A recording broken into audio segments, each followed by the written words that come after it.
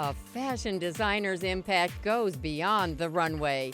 They change the way we look at ourselves and those around us. Video fashion designers chronicles their past successes and follows their evolution into the 21st century. He would become one of England's most acclaimed and provocative fashion talents. But Lee Alexander McQueen had a humble background. Born the son of a taxi driver in 1969, he left school at the age of 16. But after apprenticing with several Savile Row tailors and later working under Romeo Gigli, he eventually earned his master's degree from London's famed Central St. Martin's School. With the guidance of fashion icon Isabella Blow, McQueen developed his own label, and in 1996 he became the creative director at Givenchy. For 5 years, he created collections for both Givenchy and his eponymous line. But in 2000, he sold 51% of Alexander McQueen to the Gucci Group and abruptly left Givenchy. With support from the Gucci Group, the Alexander McQueen label continued to grow until the unexpected suicide of its creator and driving force in 2010.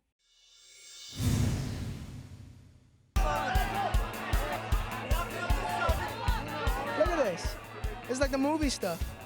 I feel like Cinderella. You know, it's one of the most elegant nights in the whole industry. New York is just lit up by this incredible event to celebrate a genius in our industry. The genius being celebrated by the Metropolitan Museum of Art's Costume Institute was that of Alexander McQueen. Hollywood heavyweights mingled with the fashion elite on the red carpet, and all paid tribute to the late British designer. I miss him. I think he was a brilliant designer and very provocative and creative, perfect balance of both. And I think that the fashion world is really missing that right now. He showed how to be beyond any fashion imagination in a way, you know, with his very own visions. And that's what made him really spectacular in what he did, you know. Great designer, really quite tragic the loss of him. It was nice to have a little bit of an edge and a rebel and a real strong point of view, and you know, it's nice that they're honoring him tonight. His legacy, this is just the beginning, and he would be very happy for this to be happening tonight. The exhibition inside, entitled Savage Beauty, examined the work of Lee Alexander McQueen, who is one of the fashion world's most acclaimed and provocative talents. The show's really based around McQueen's engagement with 19th century romanticism. I always felt that McQueen's life and his fashions unfolded like a Byronic sort of poem. And he was deeply romantic in the Byronic sense of the word. The themes of the exhibition are structured around recurring themes in McQueen's work, but themes that also were very prevalent to the Romantic movement. So things like nature, exoticism, primitivism, nationalism, and these are all themes that McQueen would engage with deeply throughout his career, but were also reflected by artists and writers of the 19th century Romantic movement. This gallery is primarily looking at McQueen's methods of cut and construction. He was an extraordinary craftsman, and he trained on Savile Row, and so knew the skills of his trade very well. And I think because he knew them so intimately, he was able to subvert them and upend those details. And I think what's interesting about his tailoring is how he was able to, in a way, combine the rigors of tailoring with the spontaneity and playfulness of dressmaking, which you see in this particular piece behind us with the hard shoulder, the nipped-in waist, but then the deconstructed skirt. And I think it's because he knew how to make clothes so intimately that he was able to subvert those practices. You're very conscious of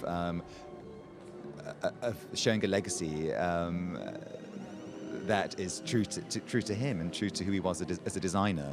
And luckily, because all of his team are still together, we were able to work with people like Sarah Burton. So it was great having access to Sarah to find about McQueen's design process. So just in our conversations, I learned so much about how McQueen would construct a collection and how his fashions came together. Sarah Burton, currently at the helm of the label, was on hand to talk about her experience working with McQueen. When I walked into the exhibition, I thought of Lee. The emotion, passion, and attention to detail he had for everything that he did. The Sunday that he walked along the beach at Fairlight and came to work on the Monday morning with bags full of razor clam shells, the studio smelt like the sea. I'm very proud and honoured to have worked for him. He truly was a genius. Collection after collection, McQueen always knew how to put on a show, and everyone has a favorite McQueen moment. One of my favourite collections was a show called Number 13, which ended with Shalom Harlow rotating on a turntable with these this robot spray painting her, and that was the first collection I went to. The dress, which was all red bugle beads going into a mask, which is extraordinary. You know, I really liked a moment when he did all like the feathers, painted feathers, all the bright, beautiful colors like reds, yellows, greens, and blues. I thought it was pretty amazing. Obviously the Kate hologram, which they've reproduced so beautifully on that reduced scale, it's miraculous. That was really special. But I mean, it was just one visceral experience after another, really phenomenal. I think that he would often tap into our fears, our hopes, our desires, and would reflect them in his fashions. And the fact that he would also challenge normative conventions of beauty. You know, McQueen was very much about looking at alternative notions of beauty, distinction or difference. And I think he would upend and challenge our expectations of beauty.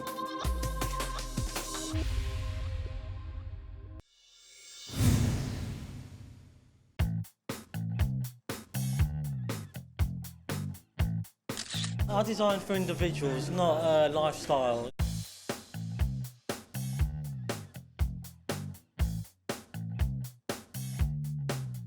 I'm not about lifestyle, I'm about individualism. You know, it's nothing about you buy McQueen and you buy the bed linen and the perfume. It's not like that. You buy the attitude of McQueen. And the attitude is London.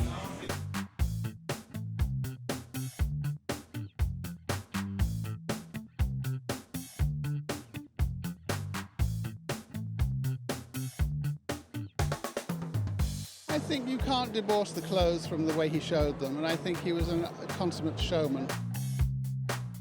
Some of the most memorable shows we ever saw, and will probably ever see, came from McQueen.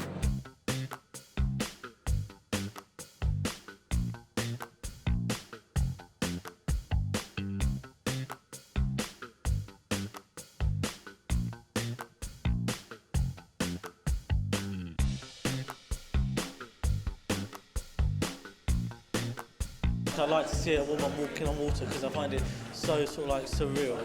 I like that idea.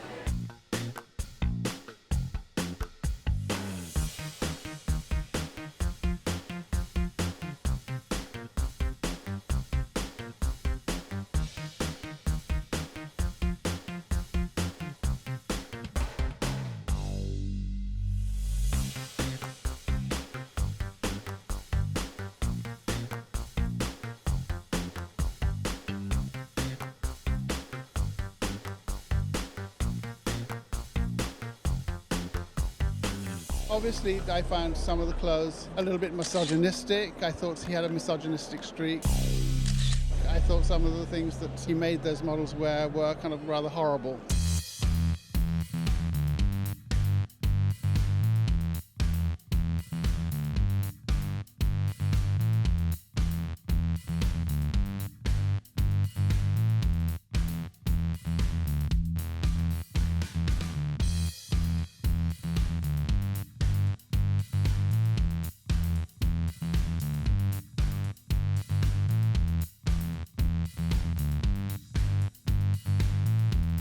The mouthpieces with the quills are based on the sort of like this tribe in the Amazon. These things are maybe quite menacing to look at, but actually are everyday wear to them, you know, these people in the Amazon.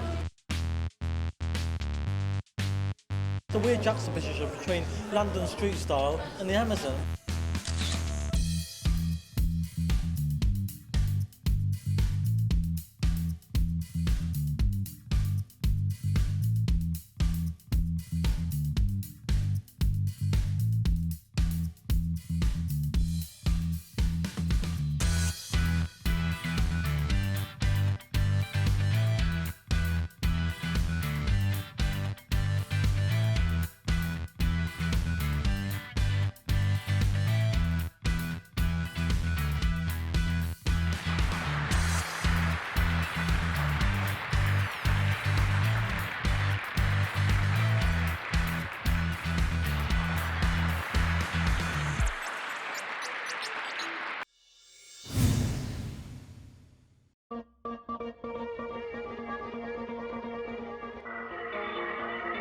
It's kind of two hairstyles, one very inspired by something very old, and then the other inspired by sort of like kind of some creature that would probably live in the water. It was something that me and Alexander talked about, and what he wanted to get across about the morphing, and maybe in hundreds of years people will live underwater, and how, you know, features change in time.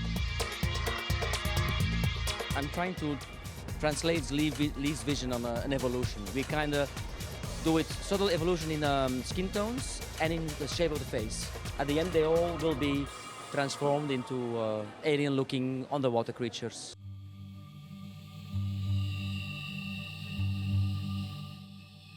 In 2009, Alexander McQueen took his show beyond the fashion flock and onto the internet, streaming live from a sports venue in Paris.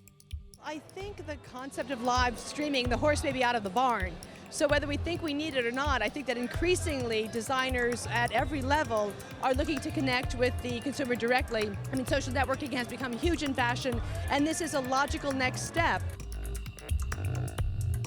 We talked to some experts, and many are very excited about the notion, but then there's the notion about, okay, you've already pushed the consumer toward the next season. What does that mean for this season? It was fantastic. It was great to be there and see such an incredible transformation of what a fashion show is all about, and the transformation of the girls from snakes to water, and the clothes were amazing. Just to be a part of this was incredible.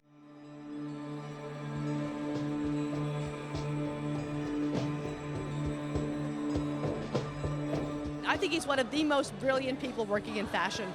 I am in awe of his imagination, his skill level, his showmanship, and his talent as a designer.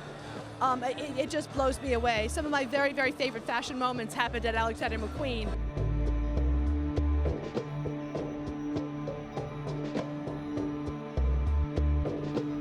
One of the things I thought was really amazing about the clothes is that he just continues to push the boundaries really through the world of fabrics, and trying to get fabrics to do different things, to be sheer and then to be solid all at once, to drape, to be structured. So that was starting to happen in a big way, in kind of a contemporary way.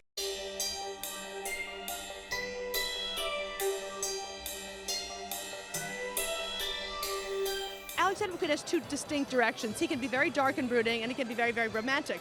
And sometimes he fuses the two of them. I think it's important, you know, especially in dealing when you're going directly to the consumer, and a consumer who may not be all that familiar. I mean, he's very famous, but still, there's sometimes a limited reach, perhaps. But I would have liked to have seen him show more a broader range of what he does, because what he does is really exquisite, and it translates so beautifully to real clothes. And I think that that message perhaps did not come across as clearly as it could have.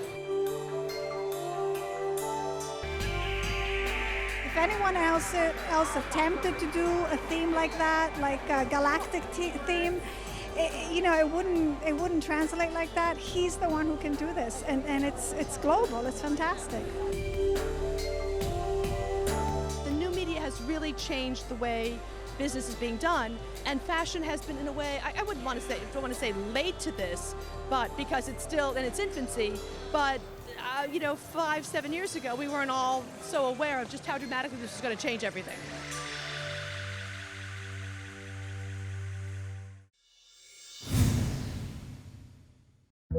In February 2010, the fashion community was shocked to hear the tragic news of the death of Alexander McQueen. Just days after the death of his beloved mother, the designer known as Lee was found hanged in his London apartment. His death was later ruled a suicide. Despite the tragic nature of his passing, it's McQueen's legacy that will endure.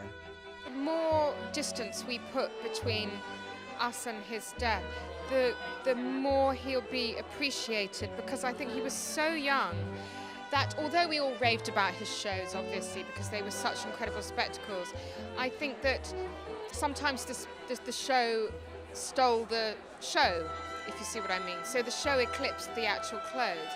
And I think as time goes on, we'll be able to take stock of what he did. He had a really incredible legacy.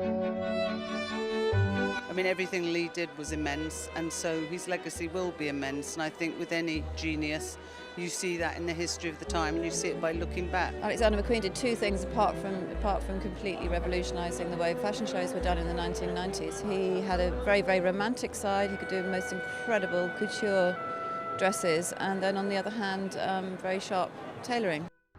It was very exciting working with Lee. It was always, expect the impossible and give me the impossible, give me my dream, and somehow or other, it always came about. The man was a genius, a visionary. Some of the most memorable shows we ever saw and will probably ever see came from McQueen. The way he thought out the whole production, in a sort of broad sweep, as in taking in the clothes as just part of the production, was his major standout contribution to fashion. Huge loss, obviously. McQueen's final collection was near completion when he passed away, and the decision was made to present it to a select group of fashion editors. The fact that the pieces of the clothing, were jacquards of digital images of art was also a way of McQueen saying, the role of the function of art on consciousness. I mean, how much you're affected by it, how you see things because of art, how you feel things because of art. I think those are very strong images for McQueen. They do deal with things, morality, punishment, death, monstrosity. Those are things that have been part of his work over the last 15 years. Alexander McQueen will be remembered as a master tailor, an historian, a romantic, a futurist, sometimes a misogynist, but always a showman. He's a genius. Him not being here this season, physically you feel it. I think that you feel there's a place for Lee, and it's sad that it's the understatement that he's not here to fill it.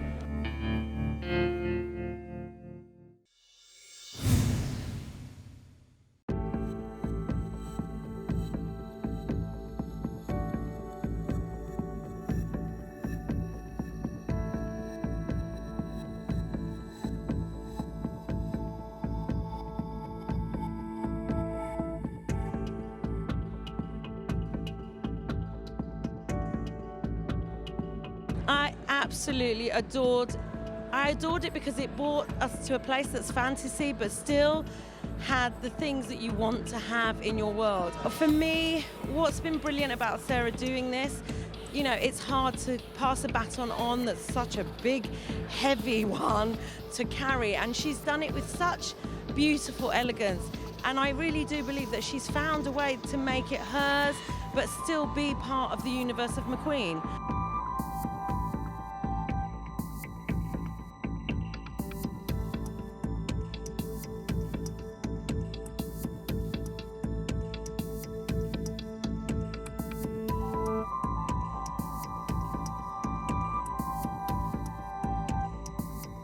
Sarah's collections for McQueen have been exquisite and such a beautiful surprise. And there's a quietness and a confidence to the way she does things. And it's really a wonderful thing to see that she's carrying on the McQueen name and the McQueen line, and without a hiccup, which is astonishing. I think she's got amazing promise, and it just is keeping his legacy alive, and I think that's so important.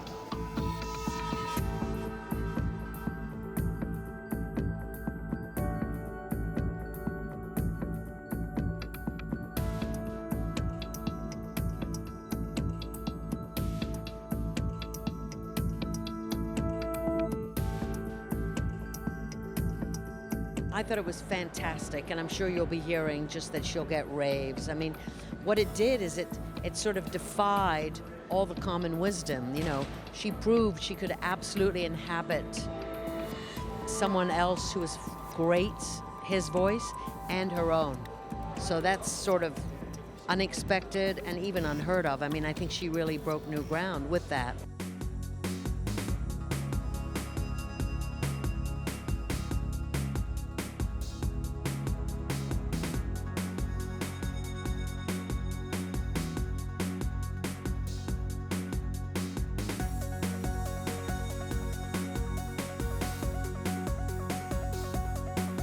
thought it was absolutely exquisite, very incredible workmanship, and I thought she did a fantastic job at making it her own, which she'd done with the last show. But this one, I felt she had the kind of confidence to use as much of the McQueen heritage as she wanted, whilst also sort of filtering in her own spirit.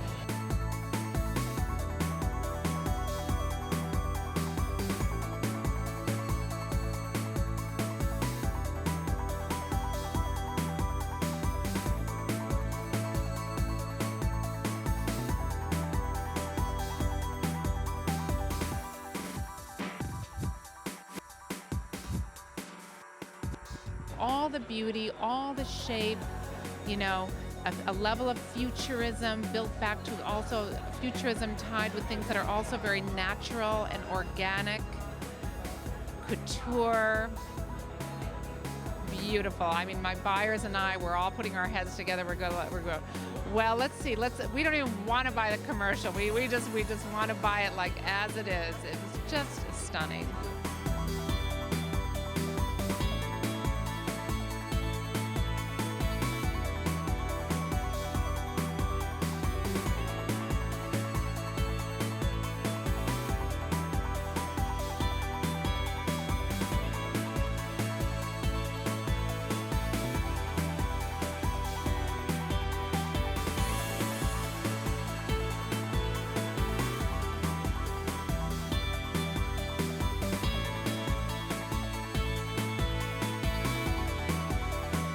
All the obvious things, which is to take that aesthetic but filter it through a woman's eye, and then she added all her. But it was amazing because, again, it's like the first collection she did, a complete act of loyalty but also self-assertion, and to be able to do both at the same time, it was spectacular.